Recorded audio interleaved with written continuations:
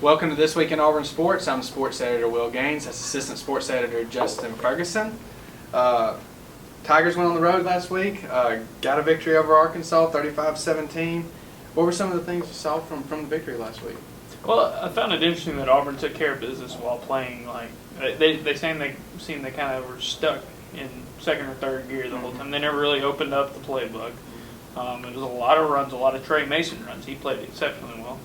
Defense had a little struggle getting Arkansas off the field, but the Razorbacks had a game plan. They were going to hold on to the ball, keep Auburn off the field, and Auburn had to score quickly, and they did, and they ended up doing what it took to beat now winless Arkansas team in SEC play on the road. So always tough to play in Fayetteville, and Auburn showed that they can just how far they've come by beating a team like this without playing at their top level like they have been most of the year.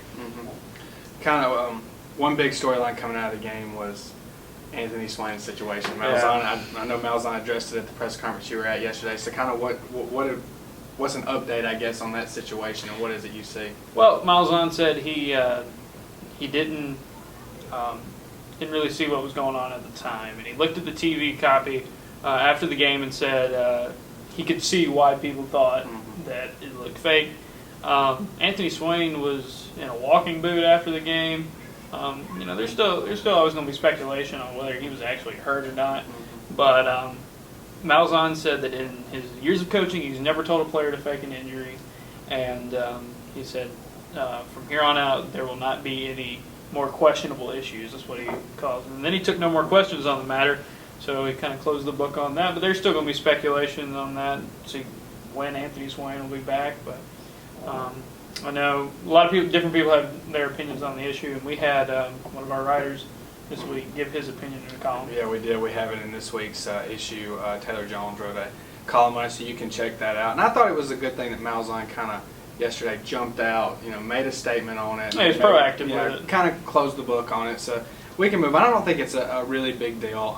No, it was still an 18-point game. Yeah. Arkansas was getting momentum, but they ended up scoring anyway. Yeah, they did. So I think it's good, but talked about the column. We got that in this week's issue. We also have soccer was defeated by Texas A&M in the SEC tournament, so their season is over. But if you're already getting excited about next year's soccer season, we've got a preview on some of the younger, very young soccer team this year. Very young team. So we got a preview on that. Looks like they could have a bright future because a lot of the young players were the ones producing this year.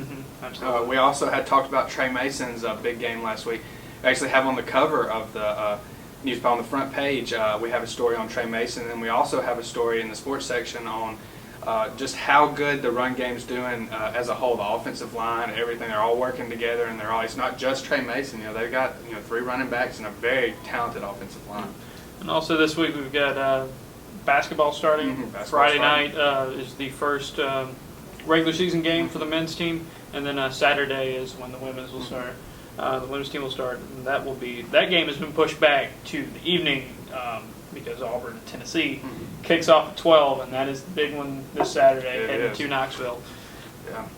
I think from this game you can take away is that Tennessee's run defense last in the SEC, and if there's one thing Auburn can do is run the ball on offense. 6th in the country in rushing. You got Trey Mason up near the top in touchdowns, just the 3-headed attack, and you had Nick Marshall, who is keep getting better in running the read option. So I think that the Tigers will stay on the ground, look to hit a team that Tennessee had the momentum going in their way, and then a couple of big road losses. They're going to come back. They play like a different team in Neyland.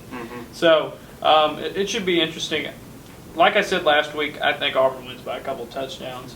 I know a lot of people are nervous about this one. 11 o'clock start. Auburn does not do well away from home in those early starts, but that's something Auburn takes care of business and gets ready for Amen Corner coming up with Georgia and Alabama, first time ever being at Jordan-Hare Stadium this year. That'll be a big deal, and I think like you said, if they can get past playing at 11 o'clock game on the road, I think that they'll be fine. And like we said, we will be at the game. Live updates. We'll have stories and quotes coming after the game, so make sure you check out the Plainsman Twitter account, and also check out ThePlainsman.com because we'll have full coverage from the Tennessee game on Saturday. And that's all we have for this week. Be sure to check back next week, and we'll see you next week.